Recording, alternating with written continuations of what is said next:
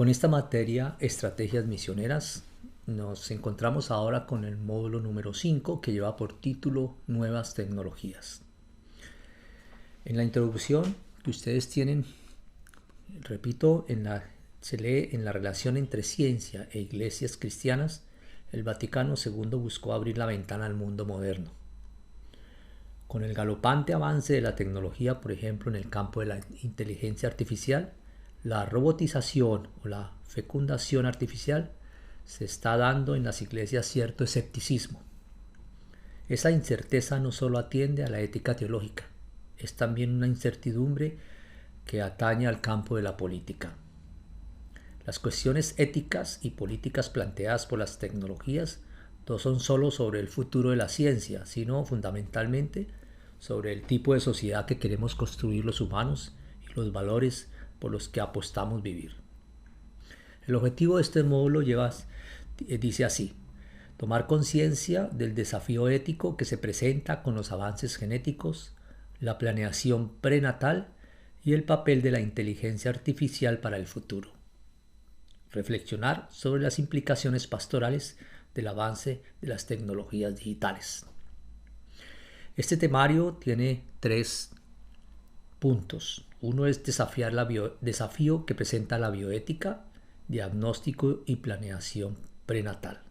El segundo, los cuestionamientos éticos en el proceso de la inteligencia artificial. Y tercero, las redes vitales con una pregunta, un desafío religioso.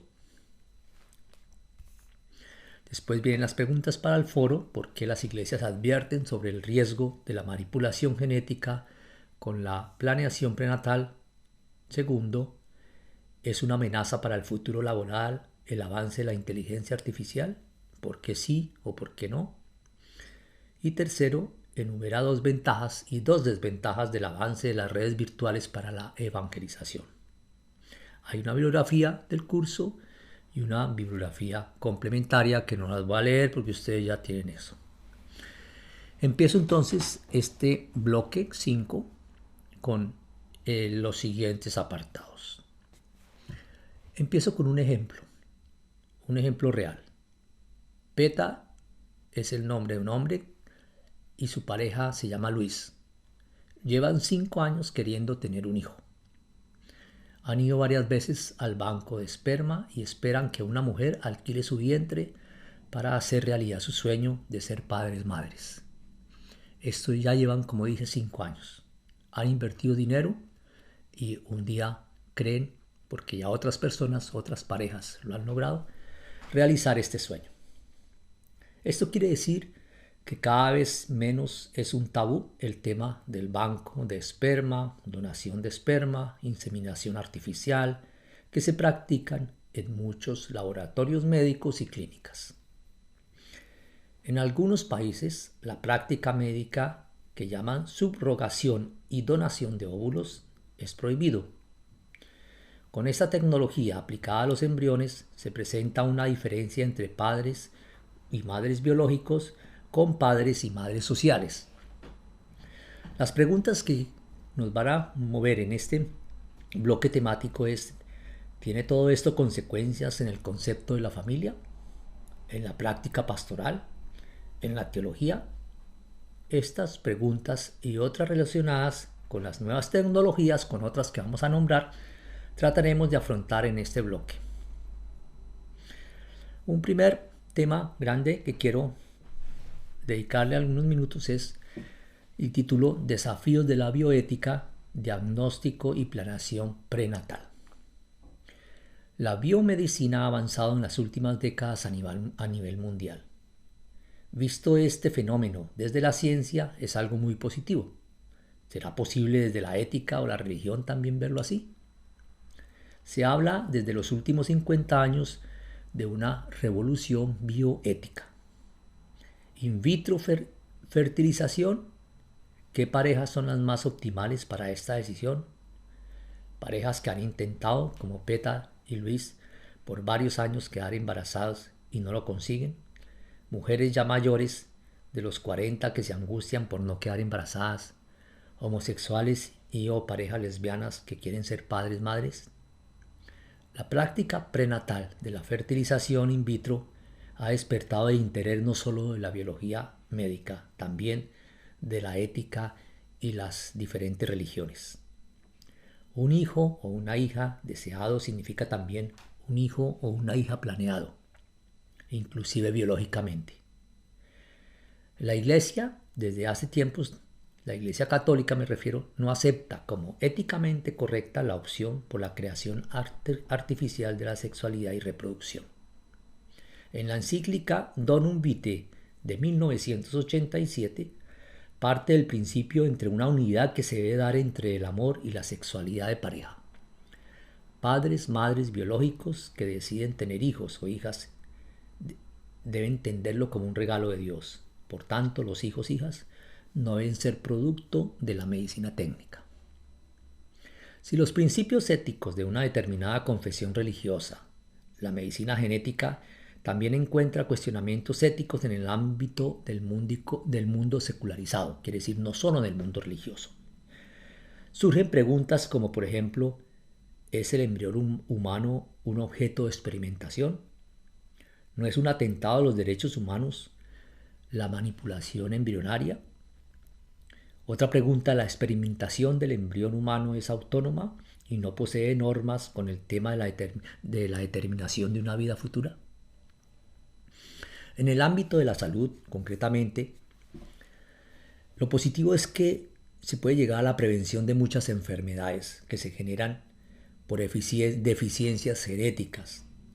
La medicina embrionaria significa en gran parte un valor grande del cual no se puede discutir. Problemas genéticos que se corrigen en los laboratorios o la llamada terapia genética pueden salvar vidas, prevenir enfermedades. Muchas de las enfermedades genéticas pueden modificarse desde una prevención genética antes de los embarazos. Mas aquí preferenciamos las preguntas éticas y religiosas. A nivel ético quedan abiertas muchas preguntas sin responder. No caemos en un riesgo también político cuando se manipulan los genes en una determinada vida concreta con fines políticos determinados. La ciencia genética es un campo de avances y que frente al campo ético se enfrenta ante dos alternativas. Decidir una vida de un ser humano para el futuro como es el sexo, eficiencia intelectual, etc., o evitar menos riesgos genéticos para el futuro de toda la humanidad en el aporte de la lucha contra las enfermedades en general. Reconozcamos que la biomedicina es un campo no suficientemente trabajado desde la ética de las religiones. Se debe hablar abiertamente en la necesidad de responder al tema desde la medicina de la ética, de la construcción de un nuevo hombre y mujer nuevos. Es decir, que estas dos cosas, la medicina y la ética religiosa, en este aspecto de la pregunta por el futuro de la humanidad, deben ir juntas. Otro aspecto que quiero mostrar es que la medicina genética no solamente se encarga del campo de la vida prenatal, también se da en el llamado método CRISPR-Cas9, que desde el año 2009 se conoce y que consiste en llevar el avance de la medicina genética al campo de la curación de las enfermedades. Suena como algo muy positivo que va a favorecer cada día más en la lucha por la salud pública contra los virus como el que estamos sufriendo ahora. Solo que no está clara el trazo de los límites entre curar y optimar la vida. La regulación de los genes en beneficio de la salud pública o en función de la programación de la vida es una opción que debe suponer determinados principios religiosos y éticos. Determinados genes se seleccionan y a veces se manipulan en las plantas, los animales y las personas en vistas a la lucha contra las enfermedades. La pregunta que surge es si esta manipulación genética no tiene que ver con el tema de la selectividad humana. Otra pregunta, ¿cuál es el derecho que tienen los animales y las personas en este proceso? Sabemos que hoy surgen varias ONGs que apelan por estos respetos. La experimentación genética o selección puede terminar cayendo en la manipulación humana. Por ejemplo, el tema de las implicaciones éticas de la implantación genética, como el de la salud desde la experimentación y la trasplantación de genes, no ha sido suficientemente confrontado con el tema de la dignidad humana. Los principios éticos nacen de los consensos sociales, solo que estos pueden ser manipulados por intereses económicos, como es el caso de las industrias farmacéuticas. ¿Quién define entonces qué tipo de genes se deben reproducir? ¿Qué límites les son dados a la planeación de la salud? Estas preguntas no han encontrado la suficientemente respuesta frente a los consensos éticos y religiosos. Como ven, este tema tiene más preguntas que respuestas. Segundo tema que quiero plantear es el plan, y lo titulo Un plan por abolir la muerte. Conviértete en inmortal con la ayuda de tecnología informática, la inteligencia artificial y la biomedicina. ¿Qué opinaríamos nosotros si un grupo de investigadores y filósofos que se pueden llamar de transhumanistas quieren crear la persona perfecta?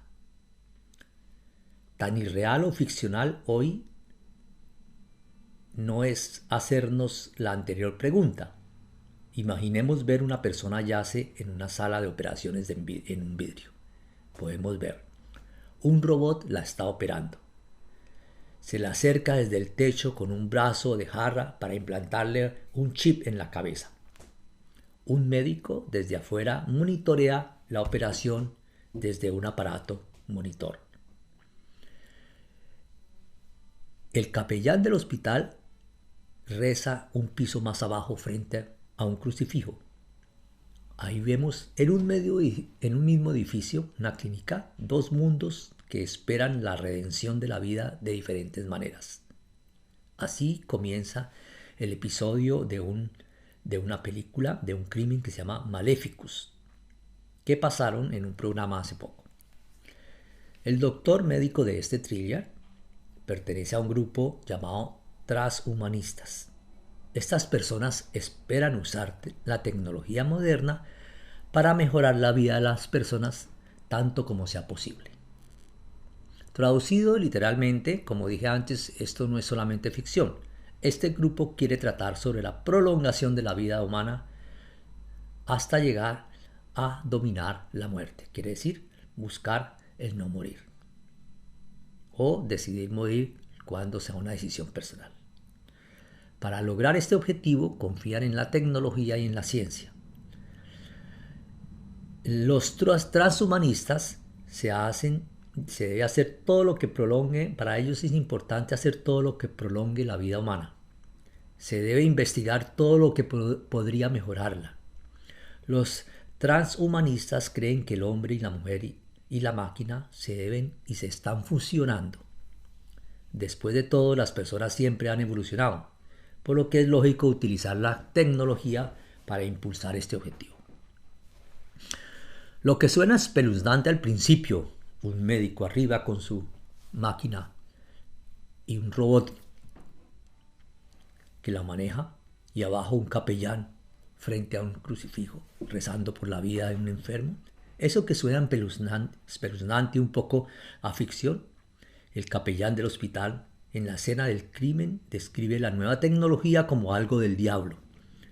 Ha existido durante mucho tiempo, dice él en este filme. Las personas, por otro lado, los transhumanistas se defienden. Dicen, las personas usan siempre anteojos cuando los necesitan. Si tienen una articulación artificial de la cadera o un marcapasos, muchos, para mejorar la salud. Es decir, tienen cuerpos extraños en su organismo. Siempre hemos sido cyborgs, seres híbridos entre humanos y máquinas. No hay que tenerle miedo a esto, a las máquinas, dice Loren Sorgna, uno de los primeros representantes de este grupo de transhumanismo. Y esa fusión continuará. En el 2015 la empresa TUI Nordic de Suecia ofreció a sus empleados en una fábrica un chip del tamaño de un grano de arroz implantado debajo de la piel del pulgar del dedo, aquí en el índice. Con eso Se puede abrir puertas sin tener el contacto con la misma puerta, o pagar sin tener que cargar el dinero en efectivo en la cantina o en el supermercado. 115 de 500 trabajadores se ofrecieron a implantarse ese chips. Lo vieron práctico. ¿Por qué no? Volvamos a la escena del crimen. El médico en la escena del crimen usa el robot para plantar pequeñas placas de circuitos en la cabeza de las personas para tratar enfermedades como la demencia y la paraplegia. Una bendición para el joven paciente que está en una silla de ruedas después de un accidente. Los transhumanistas no solo quieren tratar a las personas cuando están enfermas, también quieren mejorar la salud lo más posible. En palabras de Sorgen, el que cité antes, de Lorenz, expandir los límites de vida del ser humano es el objetivo. Sus ajustes van desde extremidades artificiales a nanorobots en el torrente sanguíneo a chips de memoria en el cerebro. El cociente de inteligencia o la fuerza de voluntad también deben aumentarse. Un ejemplo muy concreto, en China ya se están haciendo intentos para medir las ondas cerebrales de los estudiantes de la escuela usando sensores en sus cabezas para monitorear y aumentar su capacidad de concentración. ¿No sería una buena oportunidad para los padres si sus hijos pudieran transformarse, por ejemplo, en la escuela en unos genios de las matemáticas a través de una intervención genética segura? ¿Y no sería también ventajoso simplemente acabar con las enfermedades hereditarias, como también con las malas tendencias como los vicios, el alcohol, el fumar, la tendencia al delito o la pedofilia? Sería una herramienta importante para la medicina genética, porque sería incluso mejor que cambiar a la persona después de su nacimiento. Sería mejor intervenir directamente en los genes antes de su nacimiento. La medicina y la biología trabajan juntos para acabar las enfermedades antes de que se propaguen. La edad adulta y la muerte con esta tecnología serían cada vez menos un misterio que los humanos lograríamos dominar. ¿Qué hay detrás de todo esto? Es la concepción de la persona humana como defecto, o un sueño ilusorio o escenario de terror. ¿Qué tanto de humanos son estas tecnologías en realidad? La persona humana como defecto, insisto en esto, ¿será que está detrás de todo esto? Ese concepto, ¿el hombre-mujer no es bueno para los transhumanistas como está? La atención se centra en las deficiencias, es decir, qué puede y aún debe optimarse, especialmente en el cuerpo, que está a merced de la descomposición, de la vejez, de la transitoriedad. El crítico informático Joseph Weizenbaum sospecha sobre una especie de parto detrás de tales fantasías de hombres y mujeres, y advirtió desde el principio sobre la hostilidad y el desprecio por los seres humanos que se expresaban en tales conceptos. Szymanski eligió esta expresión, que el cerebro es simplemente una máquina de carne, significa un gran desprecio por la vida e incluso por el ser humano mismo. El transhumanismo se va convirtiendo en una religión. Ellos se presentan como los que representan el modelo deseado por los hombres y las mujeres. Construimos un modelo para el futuro ideal, un modelo de hombre y mujer. Inclusive ese modelo debe construirse antes del nacimiento. Y el ideal es que ese modelo podamos determinar cuándo o no debe morirse. Construimos una creación que de alguna manera todavía está orientada hacia las personas, pero que está más cerca de la perfección, inclusive el del dominar del campo de la muerte. Todas son expresiones religiosas. El profesor canadiense de teología de la Universidad de Cambridge formula con claridad: es importante redescubrir lo que hace que las personas sean felices, y es en principio su finitud y su vulnerabilidad. Si desconocemos eso, se pierde un horizonte de humanidad. Lo mismo el filósofo de la religión Benedict Paul Gorky, por el contrario, en contra de esto que dice el profesor de teología canadiense, ve la relación entre transhumanismo y cristianismo como una relación positiva. Ambos tratan de minimizar el sufrimiento humano. Desde una perspectiva cristiana, las personas están llamadas a dar una forma al mundo. Por eso el uso de la técnica es éticamente legítimo. La técnica es en sí misma neutral. Es algo que se hace para un objetivo bueno, como puede ser para un objetivo malo. Sin embargo, la idea de mejorar a las personas, tanto como sea posible, se vuelve problemática si va acompañada de una promesa de curación. El transhumanismo se vuelve así una religión de la promesa. Por ejemplo, ya hay iglesias en esta línea. La iglesia Ways of the Future, por ejemplo, los fieles adoran la inteligencia artificial y esperan que esta deidad pronto tome el control del mundo y de la gente. Para un movimiento basado en ideas liberales, esta visión es terriblemente totalitaria. En última instancia, lo que se formula es la pregunta: ¿qué es el ser humano? ¿Hasta dónde puedes, desde la tecnología, cambiar a las personas sin poner en peligro su esencia, sin extrapasar los límites?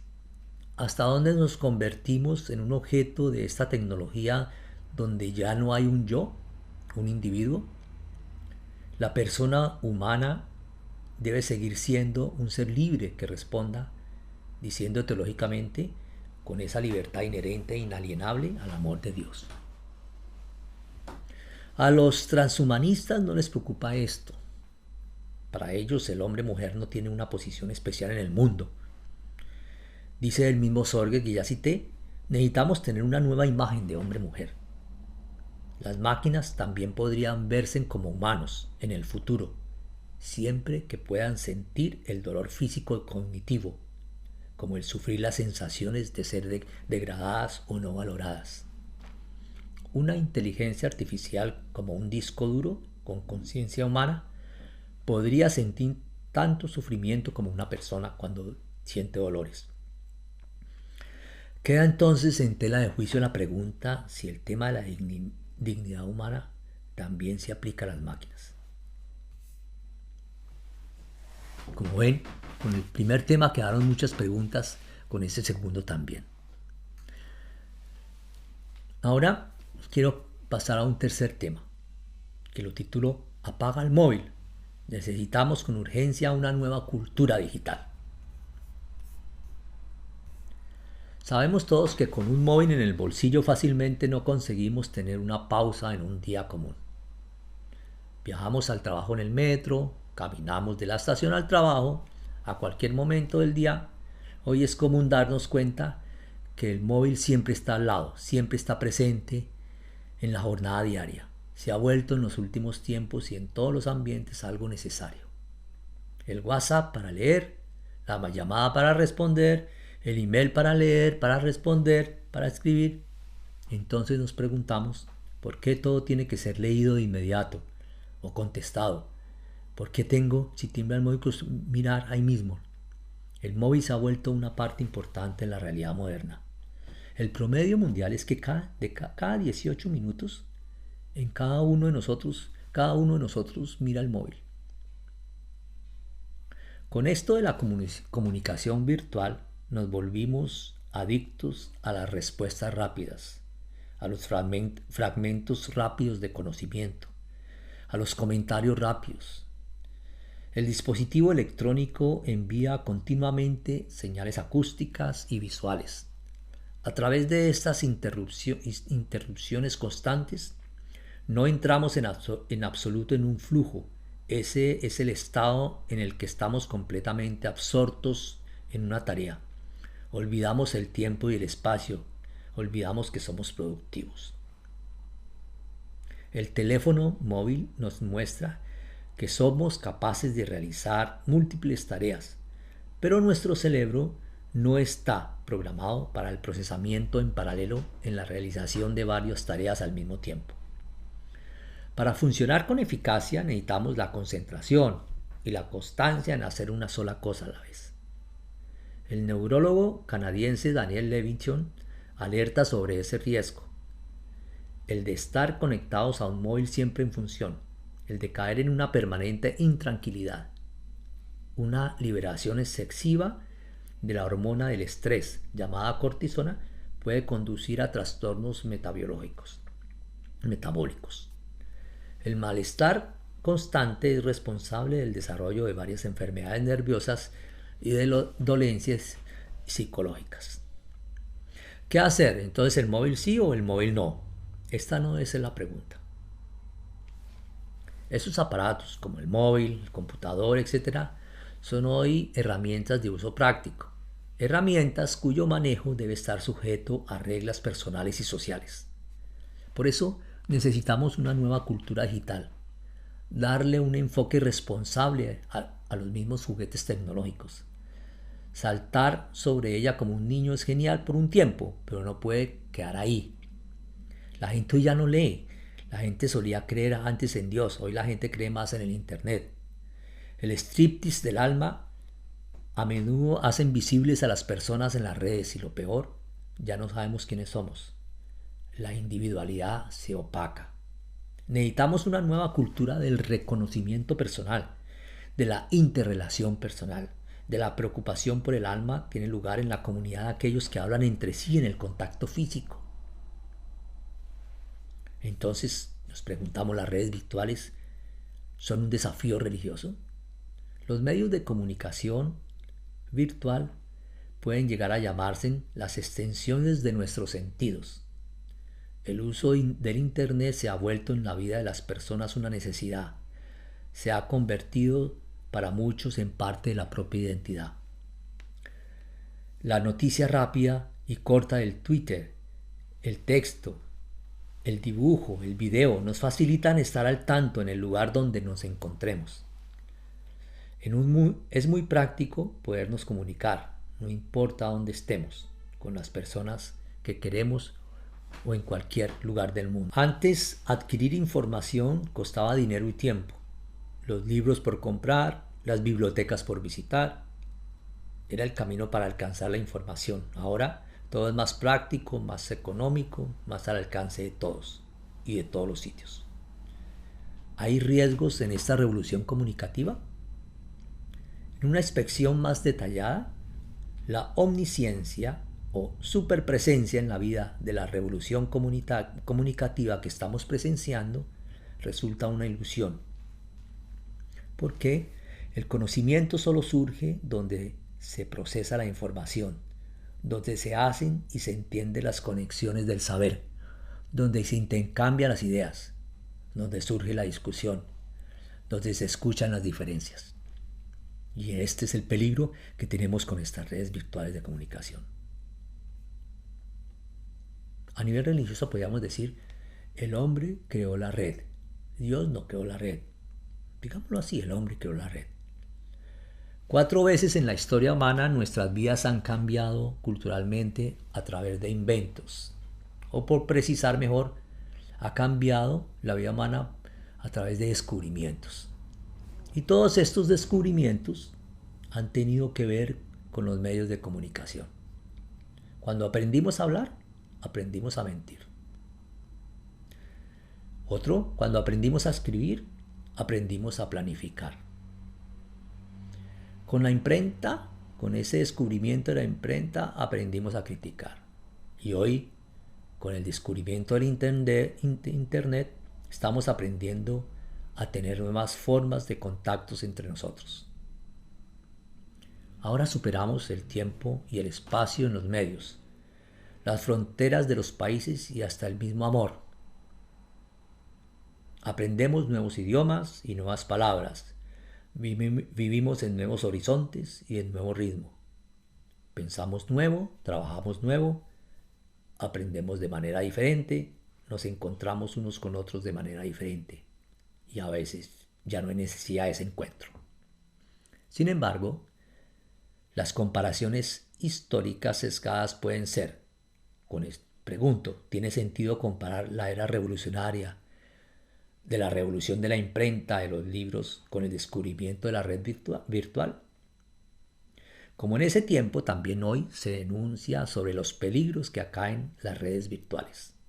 Una denuncia que se puede comparar con la de un Edward Snowden contra la Iglesia Santa del Google por atentar contra la privacidad, o la denuncia contra los servicios secretos estadounidenses que se inmiscuyen en la política mundial para manipularla a sus intereses.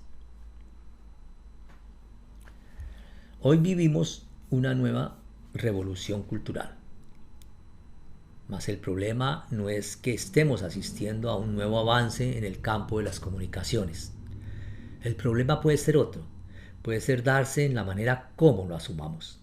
Y por eso la relevancia de mirar los peligros que se pueden dar en una comunicación globalizada, en la transparencia de las relaciones entre las personas y en la libre decisión o manipulación del futuro de cada persona, en la pérdida de la privacidad, por ejemplo. Estos aspectos son también un desafío para la reflexión teológica, como para el acompañamiento que las iglesias deben afrontar desde la pastoral misionera y la espiritualidad del acompañamiento. La manera como nos comunicamos con los otros y las otras mediante los nuevos medios es un tema religioso porque se trata de poder y defender críticamente la libertad, significados que se imponen por el riesgo de una manipulación ideológica de la vida privada. En cuestión de segundos nadie está exento de ser víctima de una difamación. Todo esto es un tema de derechos humanos y también un tema de derechos religiosos. Es un tema de religión. El derecho a saberse lo privado y su autorización para dejar de serlo. Desde la experiencia de la comunicación virtual, estamos en una fase de experimentar la novedad de un campo cada vez más avanza. Las fronteras geográficas y las idiomáticas se superan con la comunicación digital. El mito babilónico deja de ser mito a través de un nuevo lenguaje que conecta pueblos y sus culturas. Junto, desde la comunicación digital, surgen los nuevos imperios. Y esto es una nueva colonización a través de la dependencia de esos imperios a los mismos de ayer. Las nets concesiones no se mueven independientemente de los controles de los estados imperiales. Dependen de los organismos de inteligencia cuyo objetivo es el control de la economía y de la política. La seguridad nacional de los imperios hegemónicos saben que desde las nuevas tecnologías se da un control eficaz de gobiernos y de pueblos. A pesar de lo cómodo que ofrece la comunicación digital, desde nuestras sillas en casa, el poder estar al alcance de toda información, como en la antigüedad Agustín, maestro de teología, señala esa comodidad como algo agradable a corto plazo, con el gran peligro a grande plazo que él llamaba la asedía, que es una forma de vida en la que el hombre toma el camino de menor resistencia. Hoy nos admira y miramos solo lo positivo de esa eficacia y rápida comunicación, optimismo que hace olvidar el riesgo de caer en una dependencia por un nuevo saber, quien, como en una casta sacerdotal, diseña y administra los secretos de la programación y por lo tanto sabe mucho más sobre nosotros que nosotros mismos. Renunciamos a la autodeterminación sobre nuestros datos. Permitimos espiar nuestro comportamiento de comunicación para la economía y nos sorprenden las ofertas de red que no hemos ordenado ni que necesitamos, pero que terminan en nuestra computadora de acuerdo con nuestros hábitos de consumo. Si bien todavía pensamos que el Facebook o el Google como amigos que se desarrollaron en un garaje para el beneficio de la humanidad por parte de los estudiantes, los algoritmos sin vida nos miden y nos cuentan. Nuestras enfermedades, nuestro estado físico y nuestro estilo de vida están registrados. Serán extrapolados en los enormes almacenes de datos por los monopolios de acuerdo con los riesgos y convertidos en costos, lo que dará como resultado la estandarización de todos los procesos de la vida de acuerdo a los criterios económicos de los imperios hegemónicos.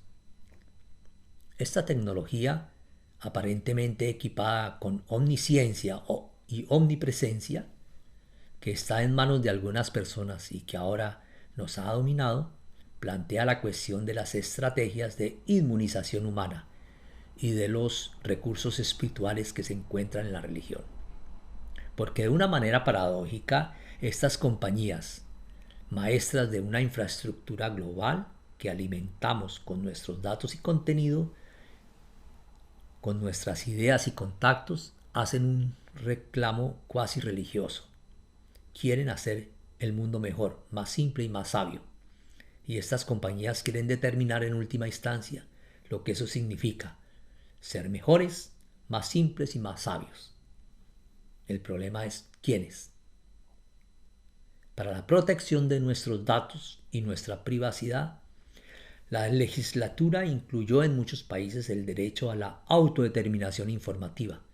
Ya en 1983 se hablaba de este peligro, derivado del párrafo primero de una ley básica, la inviolabilidad de la dignidad humana. Los ciudadanos y ciudadanas deberían invocar este derecho, que ha sido completamente vaciado hoy, y deberían demandarlo en la política. Se necesita una nueva forma de conciencia política. Para los cristianos y cristianas, el Nuevo Testamento da algunas pautas. No habla de medios virtuales y esas cosas. Pero para tales afirmaciones hipertróficas de mejorar el mundo, tiene la historia relatos como la tentación de Jesús en el Evangelio de Mateo. Allí la antigua experiencia se condensa de que las personas que aparecen con reclamos de salvación mundial terminan desencadenando un círculo vicioso.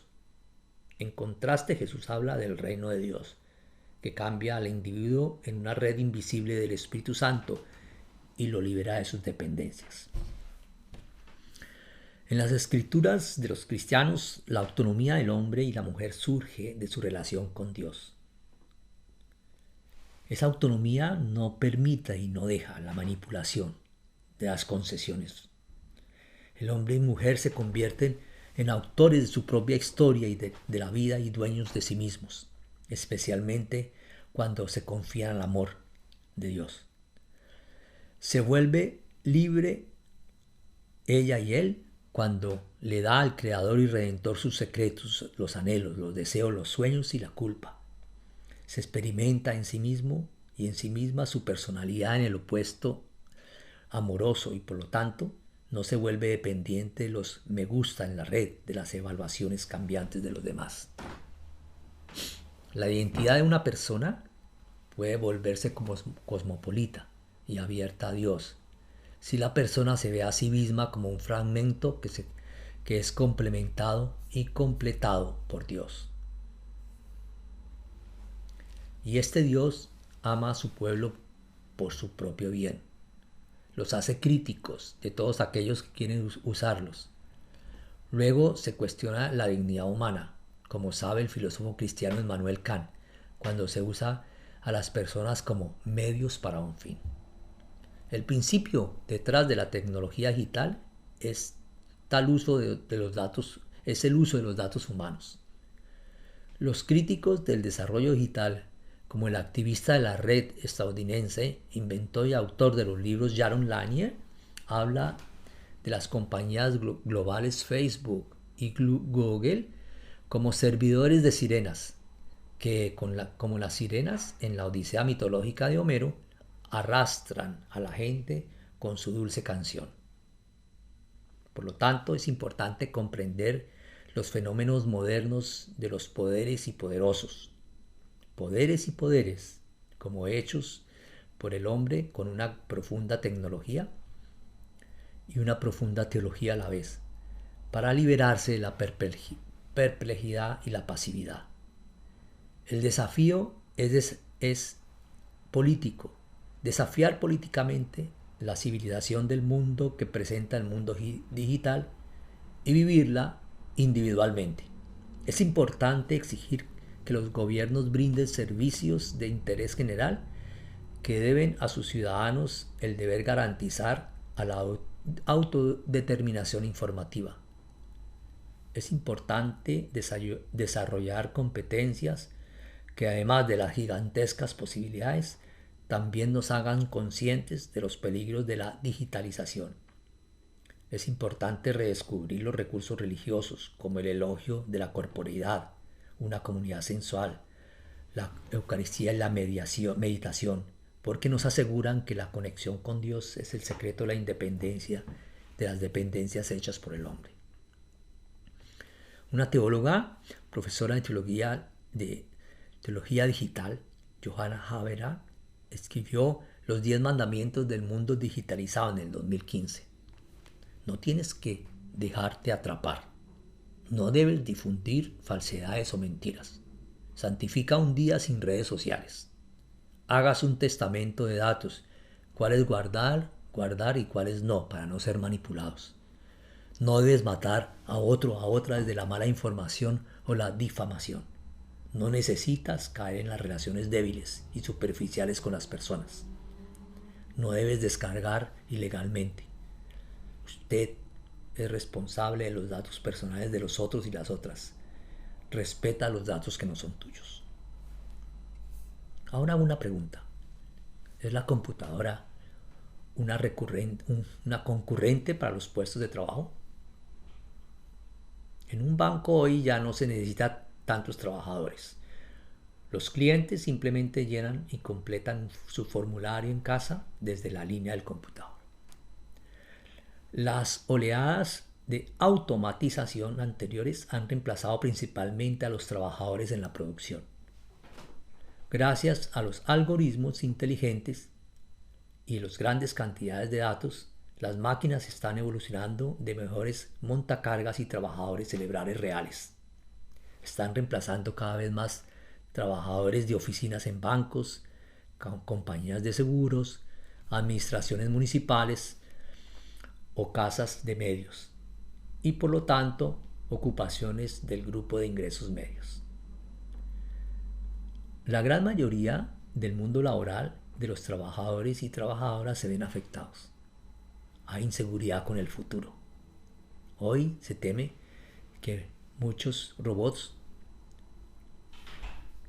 sean más eficientes, claro lo serán, y en las empresas necesiten menos trabajadores. Durante mucho tiempo los robots solo se utilizaban en almacenes y fábricas, lejos de la vida cotidiana en la mayoría de nosotros.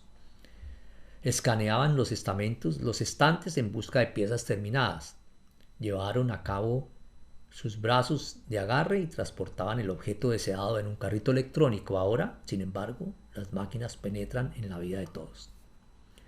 Los archivos digitales, seguidos pronto por la transmisión electrónica desde los escritorios, han reducido drásticamente la cantidad de trabajo requerido en los escritorios y la necesidad de empleados de oficina, industrias o editoriales capacitados.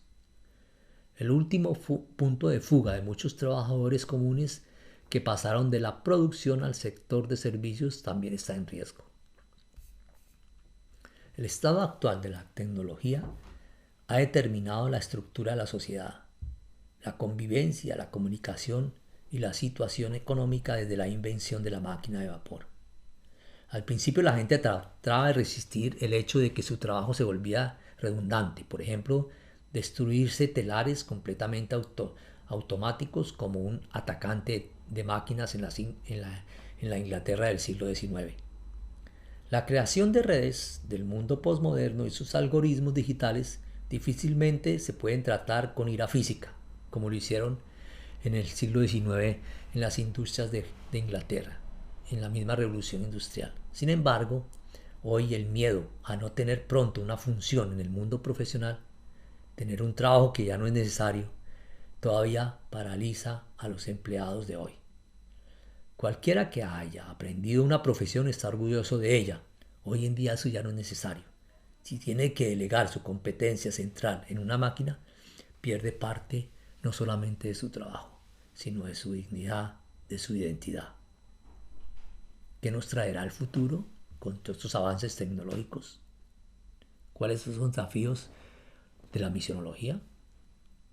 Hay mucho que sugiere que quienes inventan las máquinas y las supervisan no serán lo suficientemente numerosas como para garantizar el pleno empleo a largo plazo. El autor de la ciencia ficción Stanislaw Lem se le atribuye el dicho de que cualquier trabajo que pueda hacer una máquina también debe hacerlo una máquina para que las personas sean libres de hacer un trabajo más interesante y creativo. Como ven, fueron muchas más las preguntas que quedan que las respuestas que damos. Muchas gracias.